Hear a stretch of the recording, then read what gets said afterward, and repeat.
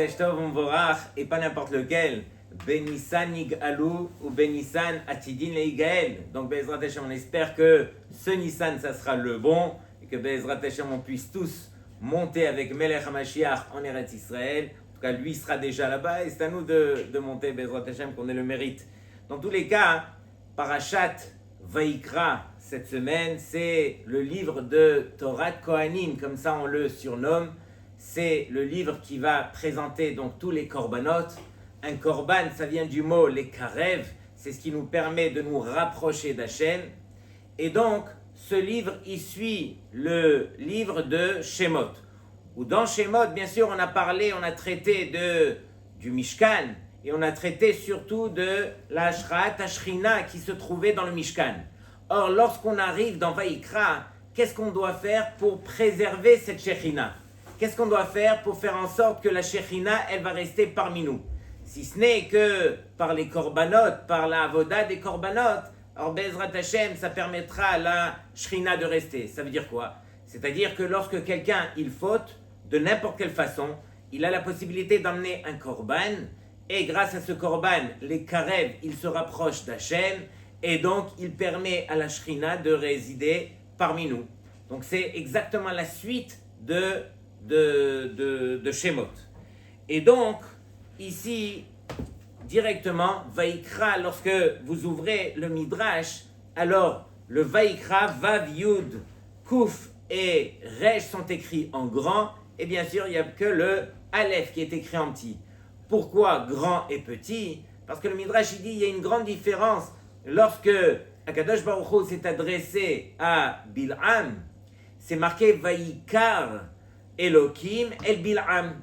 Lorsqu'il s'est adressé envers Bil'am, on a employé le terme de Vaikar. Et le Midrash de dire, c'est quoi la différence entre Vaikar et Vaikra?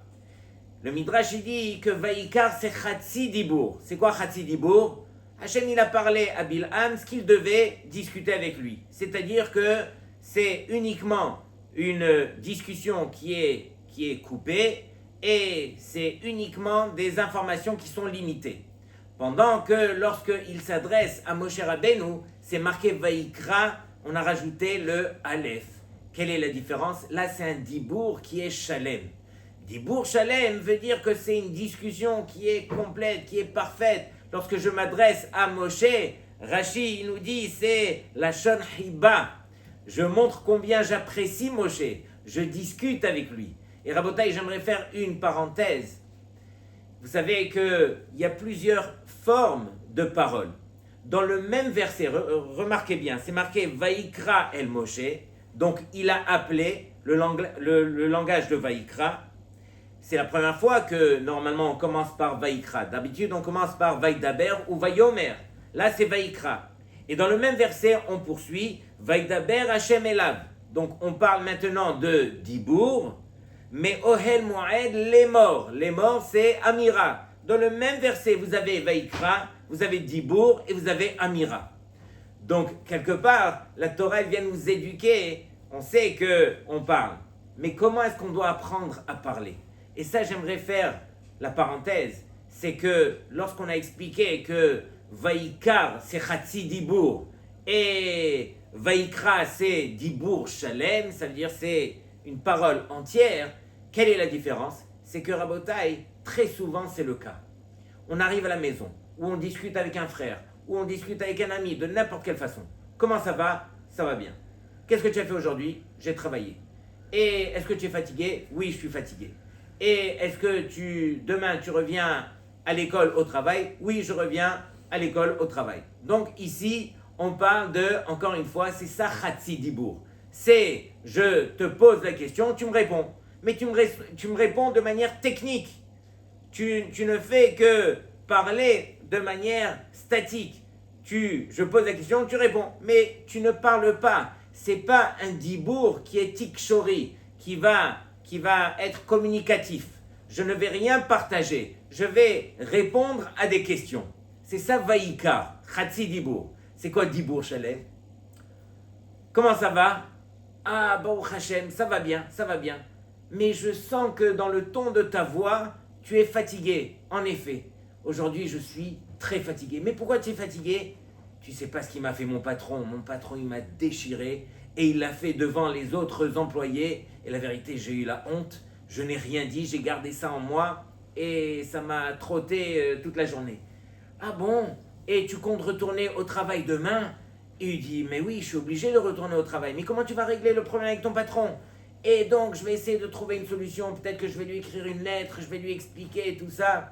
Et c'est de la sorte qu'on apprend à discuter.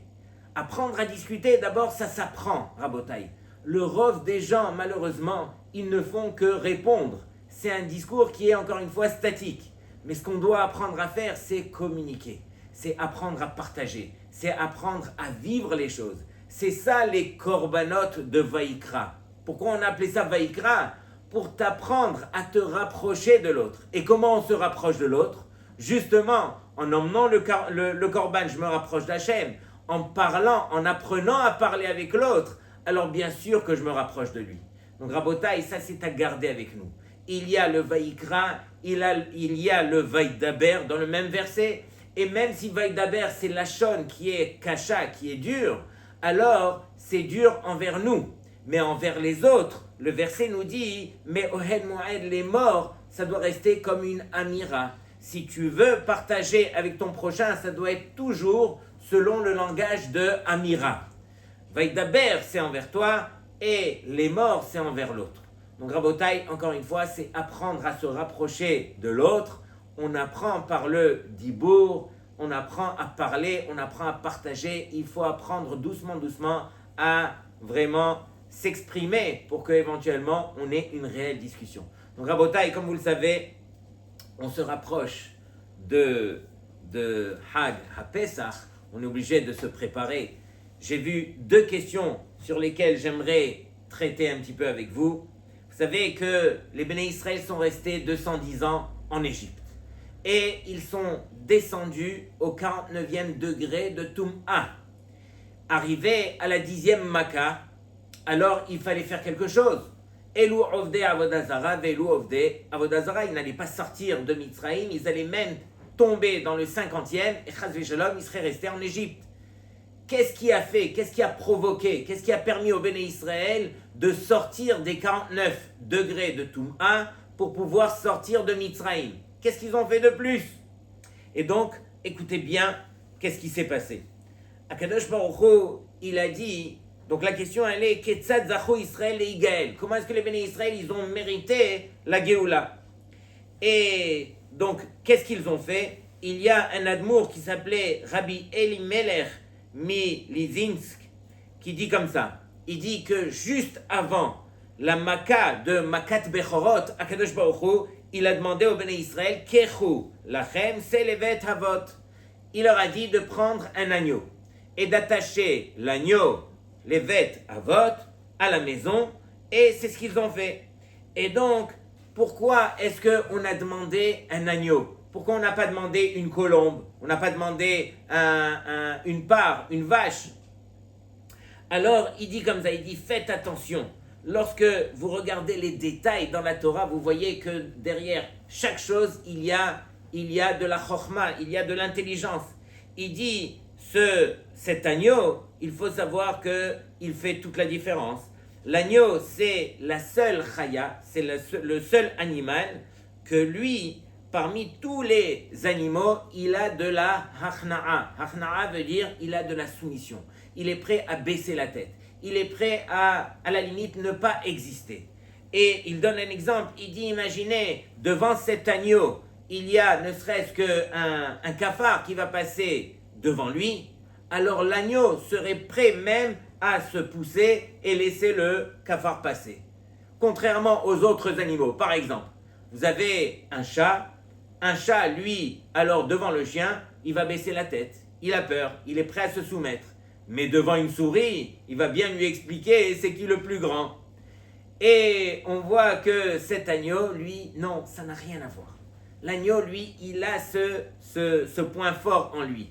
Il a cette soumission qui est parfaite, qui est complète. Et donc, Akadosh Baruch Hu, il a dit au Béné Israël, vous allez prendre cet agneau encore une fois, et vous allez apprendre au travers des midot de cet agneau d'avoir de l'achna'a, de la soumission pour la volonté de Hachem. Et donc c'est ce que les Béné Israël, ils ont fait. Ils ont annulé leur volonté pour faire la volonté d'Hachem. Et donc c'est cela qui a permis aux Béné Israël d'atteindre le niveau où ils ont pu passer à la Géoula. Donc quelque part, c'est montrer, encore une fois, nous on voit dans le texte, on voit que le Béné Israël devait prendre un agneau, mais derrière l'agneau, combien est-ce qu'il y a de Chokhma, de Torah, où de là on apprend que la vraie Géoula, elle ne vient que lorsqu'on a de la Achna'a, lorsqu'on a de la soumission envers Hachem. Et c'est marqué au Bishvilze, les Vad, Izku, les Kol à Géoula. Et uniquement pour cela, pour le fait que les Béné Israël ont appris la leçon, ils ont compris, ils étaient prêts à faire la volonté d'Hachem, alors ils ont mérité la Géoula. On raconte que une fois, il y avait un juif qui devait signer un contrat pour acheter un appartement. Et il a été chez le grand de la génération, Rav Chaim Kanievski Zatzal, et il a été lui demander la bracha. Et le Rav lui a fait la bracha, mais il lui a dit, avant d'aller signer le contrat, va te couper les cheveux. Lui, il entend ça, il ne pose pas de questions. Le Gadol a dit, de la maison de Rav Chaim, il a été directement se couper les cheveux. Le coiffeur le voit, il lui dit, tu te moques de moi ou quoi? Tu étais ici il y a moins d'une semaine.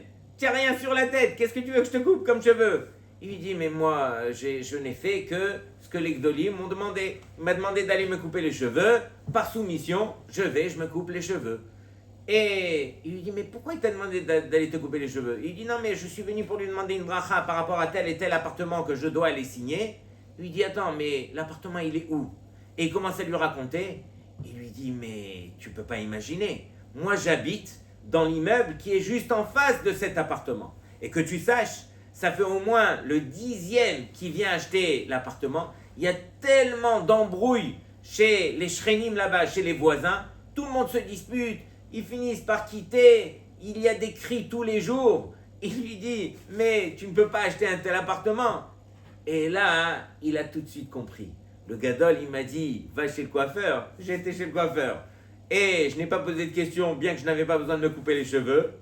Mais voici que j'ai compris pourquoi je devais passer chez le coiffeur, qui le coiffeur m'a dévoilé que cet appartement, il ne fallait pas l'acheter. Quelque part, voilà, il faut apprendre que la soumission d'abord, ce n'est pas facile. C'est comprendre qu'on fait la volonté d'Hachem avant de faire passer la nôtre. Et ça demande, encore une fois, c'est un chinour. Ça demande un travail personnel. Rabotai, on est, comme on a dit, on est au début du Chodesh Nissan. Et tout le monde sait que Chodesh Nissan, alors bien sûr, c'est dans 2 semaines exactement, on va se retrouver en famille devant le Seder de Pessah. Mais avant ces 2 semaines, qu'est-ce qui se passe? Dans la maison, c'est la panique, c'est les courses, on va nettoyer, on va arranger. Mais qu'est-ce qu'on fait pendant 2 semaines? On court après la miette de pain. Qu'est-ce qui s'est passé? Où est-ce qu'on a vu une mitzvah pareille où on doit s'acharner, ne serait-ce que pour une miette de pain? Quelle est la chokhma, comme on disait, derrière la miette de pain? Pourquoi est-ce qu'on a insisté autant? D'après la Torah, ce n'est pas bien d'être makpid. Mais là, on voit que la mitzvah, elle est makpida. Elle nous ordonne, même la miette de pain, il faut faire attention. Alors, les chachamim, ils demandent pourquoi c'est aussi grave la miette de pain. Alors écoutez bien, je vais vous citer le chidouche du Radbaz, un des rishonim. Le Radbaz, il dit comme ça: les filles sheratza Hashem itbarach, les ramez lanu. Hashem, il a voulu nous enseigner par allusion, she'achametz heno mashul le yetzerara, que le hametz, il est comparé par le yetzerara. Et pas n'importe quel yetzerara, ou vifrat les midat hakaas, et particulièrement à cette mauvaise mida qui fait partie du yetzerara, mais qui s'appelle le kaas. Hagoremet la adam litnapeach velizom, qui oblige quelque part à l'homme litnapeach de grossir et de commencer à crier et de commencer à vouloir s'imposer. C'est le contraire justement de la achna'a, de ce qu'on disait. Et vous connaissez tous la belle Gemara qui dit que La Gemara dans Brachot a dit qu'on se retourne vers Hachem. Et on dit, Ribono shel olam, maître du monde, Galoui veyadoua alefanecha. C'est connu. Que quoi? Que Retzonenu, notre volonté profonde, la asod Retzonecha, est de faire ta volonté Hachem. Mais qu'est-ce qu'on peut faire? Que c'est or chez Barissa Meakev, que le levain qui se trouve dans la pâte, alors il nous empêche de faire ta volonté Hachem. Et donc, quelque part, c'est quoi Seor Shebaïssa? C'est ce qui fait gonfler, d'une part, le pain, mais c'est ce qui fait gonfler, quelque part, les midot chez l'homme. Que ça soit par le karas, que ça soit par de n'importe quelle mauvaise mida, c'est ça, c'est Or Shebaïssa. À l'intérieur de nous, on a quelque chose qui gonfle et qu'on doit apprendre à écraser, à rabaisser, à trouer. À faire le trou justement pour qu'il disparaisse et pour qu'on puisse servir Hachem comme il se doit. Donc quelque part ce Yetzer Hara il nous embête. Et donc le Radbaz il nous dit qu'est-ce que Akadosh Baruch Hu il a voulu nous faire comme remez par rapport au Yetzer Hara, et on a dit le karas dans le Yetzer Hara. Ramuz lanu aboré chez Nakpid bechodesh ze. Hachem il veut qu'on soit makpid dans ce mois-ci. Et surtout pendant la fête de Pessah, puisque c'est une grande fête, et on sait tous qu'on va être tous réunis, l'El Seder, il y a beaucoup de monde, le Yetzer Hara, il peut se mêler pour un rien, on fait tomber un verre à droite, un verre à gauche, je me rappelle d'un des Gdolim, je crois que c'était le Rav Wosner, si je ne me trompe pas. Alors, j'ai oublié si c'est lui, Mechila, si c'est pas lui, dans tous les cas, l'El Seder, alors il y a eu plusieurs choses à sa table, qui se sont très mal déroulés. Le verre de Kiddush s'est renversé. Après, les enfants, ils ont fait tomber les plats. Après, il y a eu une troisième truc. Et là, la maman, elle a dit, oh, je sens que c'est un mauvais signe. Peut-être qu'il n'y aura pas une bonne année cette année. Alors, il a dit, non, aucun rapport. C'est vrai que ce qui se passe devant nous, alors, quelque part, ça nous fait réfléchir. Mais, Rabotai, c'est que Akadosh Baruch Hu, lui, il nous envoie quelque part ses pièges pour voir notre réaction. Si nous, on réagit bien face à n'importe quel yetzer, sachez qu'on aura la meilleure des années. Pourquoi? Parce qu'on a prouvé par notre comportement qu'on a été à la hauteur, qu'on ne s'est pas rabaissé, qu'on n'est pas parti, d'après Seor chez Barissa, d'après le levain qui est dans la pâte. Et donc, Rabotai, qu'est-ce qu'il y a de plus dans Midat HaKaas qu'il n'y a pas dans les autres Midot?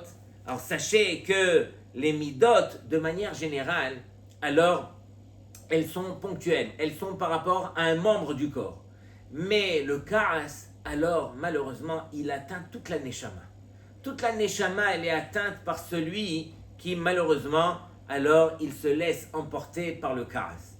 Bien sûr que le Kaas existe, et donc il devrait nous servir à quelque chose. La Gemara elle dit, à quoi est-ce qu'il nous sert le karas? Yargiz Yetzer Hatov al Yetzer Hara, qui veut dire quoi? On doit énerver notre Yetzer Hatov sur notre Yetzer Hara. Comment j'ai pu encore une fois trébucher dans telle et telle chose? Comment j'ai pu faire telle et telle mauvaise action? Comment j'ai pu réagir de la sorte? Donc quelque part on s'énerve contre nous-mêmes. Ça vaut la peine de s'énerver contre soi-même pour apprendre la leçon et pour s'améliorer, pour changer. Mais de s'énerver contre quelqu'un ou pour quelque chose qui nous est arrivé, Rabotai, alors ça va atteindre toute notre Neshama. Et pourquoi? Parce que finalement, qui c'est qui nous envoie tout cela? Si ce n'est que Akadosh Baruch Hu lui-même. On va s'énerver contre Hachem. Arrête tout ce qui se passe autour de nous, ce n'est que Akadosh Baruch Hu lui-même. Donc on se doit, Rabotai, de faire attention, de prendre ça avec réflexion. Et donc, on raconte une histoire. Une fois, on était chez Maran à Hafetz Chaim. Le jour de Purim, est arrivé un bachour que personne ne connaissait. Ce bachour avait bu, et il avait un peu trop bu. Est arrivé chez le Hafetz Chaim, et devant toute la famille du Hafetz Chaim, on était proche du Mishté. Il lui dit, Arabe, je ne quitte pas chez vous tant que vous ne m'avez pas promis que je serai près de vous dans le Gan Eden. Après 120 ans, alors vous me garantissez que ma place sera à côté de la vôtre dans le Gan Eden. Et voici que la famille commence à s'énerver, il voulait le prendre et le sortir, mais lui, on ne pouvait pas le sortir. Dans l'état dans lequel il était, alors c'était impossible de le sortir. Et il a tellement insisté, il a tellement crié et tout, que le Havetz Chaim, il leur a dit, laissez-moi parler. Et donc, il s'est adressé à lui. Il lui dit, tu sais quoi? On fait un marché. Je suis d'accord que tu seras près de moi dans le Gan Eden, et je suis même prêt à te le garantir, à condition, bitnaï. Il lui dit, quelle condition? Il lui dit, bitnaï, que depuis maintenant, ce Bachour, il avait que 19 ans. Depuis maintenant jusqu'à la fin de ta vie, jamais plus tu ne feras un Lachon Hara. Le Bachour, il réfléchit, il dit, quoi? Je vais faire un éder pareil toute ma vie, j'ai que 19 ans, je ne sais pas ce qui peut me sortir. Je ne peux pas vous garantir une telle chose. Havetz Chaim, il lui dit, tu ne peux pas me garantir une telle chose et tu veux être à côté de moi dans le Gan Eden. Il lui dit, sors de chez moi. Tu ne mériteras jamais d'être à côté de moi si tu n'es pas prêt à faire attention à ce qui va sortir de ta bouche. Et de là, la famille ont vu que le Havetz Chaim, d'une part, il ne s'est pas énervé.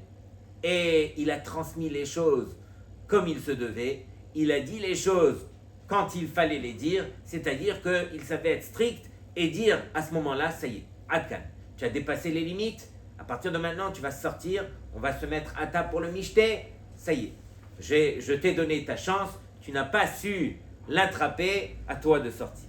Et donc, Rabotai, j'aimerais vous ramener les paroles du Marcho. Marcho, c'est Rabbi Chaim Vital, l'élève de nul autre que le Harizal, Hakadosh. Et donc dans son livre, Sha'arei Kedusha, le Marcho, il dit comme ça. Il dit que son maître, le Harizal, il était très makpid sur le Karas, encore plus que toutes les autres avérotes. Et il dit que Ve'av keshetzarich lichos bishvil mitzvah hayanizar. Même que des fois on doit s'énerver, ne serait-ce que pour une mitzvah, pour mieux la faire ou truc, même sur cela, le Harizal, il faisait très attention. Vayanoten ta'am lazé, et il donnait la raison. Il dit que toutes les avérotes, enan pogmot, ela et oto evar, hashayach laen. Il dit que toutes les avérotes, elles ne vont endommager que le membre qui est relié à cette mauvaise mida. Shonehi midat hakaras apogemet et kol haneshama kula. Mais le karas, elle va endommager toute la neshama, comme on a dit. Et au moment où il s'énerve, le Harizal nous dit, on va lui changer de neshama. Il perd sa neshama originale et on va lui donner une neshama qui est plus tmea avec des clipotes. Et donc, le Rabbi Chaim Vital continue et il dit, qui colle à Korez, qui est ilou oved avodazara. Parce que la Gemara nous dit que tout celui qui s'énerve, c'est comme s'il avait transgressé avodazara. Et la reine, af im asa adam tikunim rabim lenavsho kol yeme hayav. Même si un homme, il a fait beaucoup de réparations toute sa vie, ok, réparer ses fautes, sa personne et tout. Ve'af kiyem mitzvot rabot ou gdolot. Et même s'il a accompli énormément de mitzvot, même des grandes mitzvot. Au moment où il s'énerve, il perd tout. Tout ce travail qu'il a fait, il le perd au moment où il s'énerve. Les filles, parce que cette neshama qui t'a permis de faire toutes les bonnes actions que tu as faites, alors il est marqué Nit halfa beneshamat mea ve'alchala. Elle se change par une neshama qui est Tmea, ve'alken sarich larzor ou letaken kol atikunim she'asa barishona. Et par cette neshama, il devra revenir et être metaken et arranger tout ce qu'il a à réparer depuis le début. Nishtadel la'asot et ha'achanot le Pesach besimcha u'tzahala. Alors qu'on essaye, Rabotai, de se préparer pour cette fête de Pesach comme il se doit. Bien sûr que les moments de Yetzer Hara, ils sont remplis, mais on va essayer d'éviter le karas, essayer de servir Hachem comme il se doit. Alors Rabotai, aujourd'hui qu'on n'a plus les korbanot, on les a plus malheureusement, on attend avec impatience. Qu'est-ce qui peut permettre de remplacer les korbanot? Alors, il y a une belle Gemara dans Masechet Menachot, c'est Daf Kuf Yud. Là-bas, la Gemara nous ramène les paroles de Rava, Amar Rava, Hay la ola la mincha, ola ou mincha mi baryele. Et là, Amar Rava, alors regardez bien, qu'est-ce que Rava il nous dit? Aujourd'hui qu'on n'a pas les korbanot, qu'est-ce qu'on peut faire? Kol ha'osek batorah, eno tzarich lo ola, velo mincha, velo hatat, velo hasham. Aujourd'hui, tout celui qui étudie la Torah, alors il n'a pas besoin ni de ola, ni de korban, tout ça, toutes ces choses-là, bien sûr, que lorsqu'on va étudier, alors notre étude, elle fera office de korban. Mais encore une fois, il faut étudier. On dit en araméen, on dit la ola, la korban, la veut dire non. Non, non le hatat, non le hacham, non le shlamim, tous ces korbanot, on n'en a pas besoin. On a besoin uniquement zot torat ha'ola, qui veut dire que c'est uniquement par le limoud que je pourrais remplacer les korbanot. À condition que ce limoud, bien sûr, il soit fait avec la tahara, avec les bonnes midot. Et donc, c'est ce qu'on demande. On demande à Hachem d'arriver près le soir de Pessah, où, Be'ezrat Hachem, on sera metaken les midot, on va accepter sur nous, comme les Béné Israël, de ce moment-là, l'achna'a, la soumission, pour nous permettre de passer un Pessah kasher vesameach. Shabbat shalom.